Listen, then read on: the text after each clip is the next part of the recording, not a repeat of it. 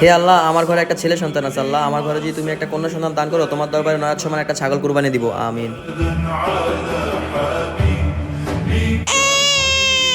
হে আল্লাহ, আপনার কাছে হাজারো শুকরিয়া, আমার ঘরে একটা কন্যা সন্তান দিয়েছেন। এখন আমি আপনার দরবারে নয়াত সমান একটা ছাগল কুরবানি দিব। চাচা শোনেন, আপনার এই খামারের মধ্যে কি নয়াত সমান ছাগল হবে? কি বলেন এইসব উল্টাপাল্টা? নয়ের সমান ছাগল হয় নাকি? জান।